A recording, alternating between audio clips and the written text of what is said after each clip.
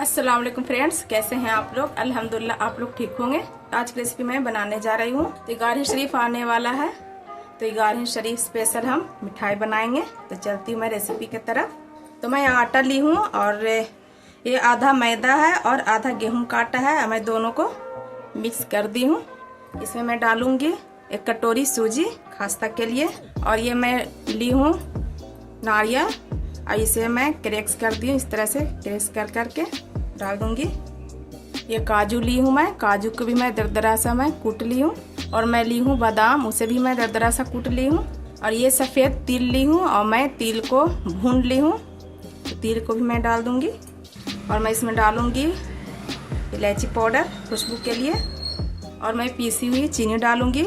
तो ये आधे किलो मैं आटा ली हूँ और इसमें हम 1 पाव चीनी डालेंगे। और आधा चीनी मैं इसमें डालूंगी आटे में, और आधा चीनी को मैं चाशनी बनाऊंगी।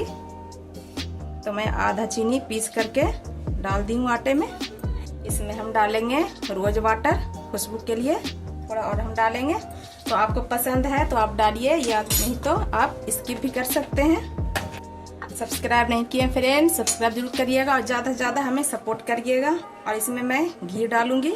अगर आपके पास घी नहीं है तो आप रिफाइंड भी डाल सकते हैं, पर मैं घी से बनाऊंगी। तो मैं इस 3 चम्मच मैं घी डाली हूँ भर करके। अब अच्छी तरह से हम मिक्स कर लेंगे इस तरह से।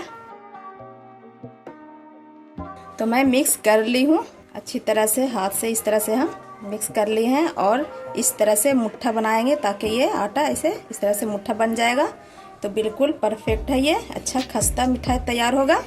अब मैं क्या करूँगी, इसमें मैं थोड़ा थोड़ा पानी डाल करके अब इसे गूंद लूँगी इस तरह से। तो थोड़ा पानी मैं डालूँगी, बिल्कुल टाइट हम आटा तैयार करेंगे इस तरह से। थोड़ा और डालूँगी मैं, इसी तरह से हम डाल करके बिल्कुल टाइट हम आटा तैयार कर लेंगे।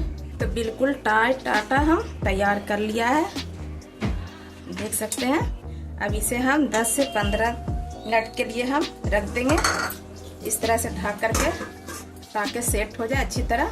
तो 10 से 15 मिनट हो चुका है आटा सेट होने में। तो ये अच्छी तरह से ये सेट हो गया है। एक बार और मैं इस तरह से हम गूंद लेंगे अच्छी तरह से। तो मैं गूंद ली हूँ। अब मैं क्या करूँगी, इसे 3 भाग में हम आटे को कर लेंगे इस तरह से। इस तरह से 3 भाग में हम बराबर बराबर कर लेंगे। तो मैं 3 भाग कर ली हूँ। तो 3 भाग में मैं कर ली हूँ। अब 1 भाग का मैं आटे को ले लूँगी इस तरह से, हाथ से अच्छी तरह से हम मालिश कर लेंगे। इस तरह से हाथ से मालिश करके सेट कर लेंगे अच्छी तरह से। इस तरह से कर लेंगे हाथ से, और हाथ की मदद से इस तरह से हम फैला लेंगे। आप चाहे तो आप बेलन से भी बेल सकते हैं, पर ये हाथ से ही हो जाएगा। तो मैं फैला ली हूँ हाथ से। इतना मोटा हमें रखना है, ना ज़्यादा मोटा ना पतला, मीडियम। अब मैं क्या करूँगी, इसे मैं कटिंग करूँगी इस तरह से। मैं चाकू से कटिंग कर लूँगी, फिर मैं इस तरह से अलग कर लूँगी। और इस तरह से ले करके हम एक एक करके और हम चाकू काट लेंगे। आप अपने हिसाब से काटें, जैसे ज़्यादा या बड़ा जैसा आपको पसंद हो अपने हिसाब से काट लें। तो मैं इस तरह से मैं काटी हूँ, देख सकते हैं। इसी तरह और भी हम काट लेंगे। देखिए मैं मिठाई को काट ली हूँ। अब मैं इसे फ्राई करूँगी। तो देखिए तेल गरम हो चुका है। अब मैं मिठाई फ्राई करूँगी। तेल में डाल देंगे मिठाई को। तो हम मिठाई को बिल्कुल मीडियम फ्लेम पर हम फ्राई करेंगे, ताकि अंदर तक अच्छी तरह से पक जाए। अब मिठाई को हम इस तरह से हम हिला लेंगे अच्छी तरह से, ऊपर नीचे कर लेंगे। तो देखिए सारा मिठाई मैं फ्राई कर ली हूँ। तो देखिए मैं कढ़ाई ली हूँ और इसमें हम चाशनी तैयार करेंगे। तो इसमें मैं डालूंगी पानी थोड़ा, आधा गिलास से भी कम डाली हूँ मैं। और मैं डालूंगी इसमें चीनी।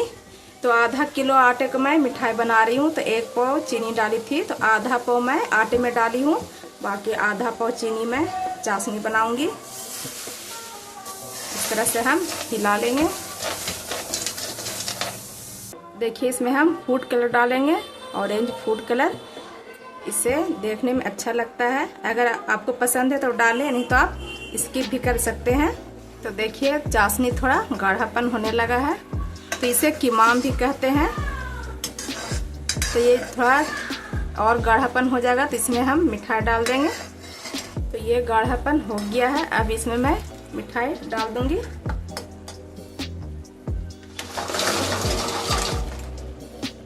अब इस तरह से हम चला लेंगे, मिक्स कर लेंगे चाशनी और मिठाई को, देख सकते हैं। इसी तरह से हम चलाते रहेंगे ताकि चाशनी अच्छी तरह से लग जाए मिठाई में। तो फ्लेम को हम तेज कर लेंगे इस स्टेज पे।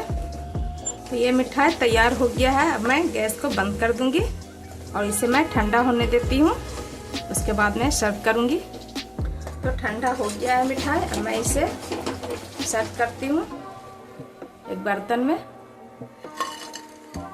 तो आप लोगों की तरफ इगाही शरीफ में क्या बनता है हमें कमेंट बॉक्स में जरूर बताइएगा। और हमारे बिहार के तरफ मिठाई बनता है, इसे शक्करपारा भी कहते हैं। तो आपको कैसा लगा ये इगाही शरीफ का ये मिठाई हमें कमेंट बॉक्स में जरूर बताइएगा। लाइक शेयर सब्सक्राइब जरूर करिएगा। तब तक अल्लाह हाफिज।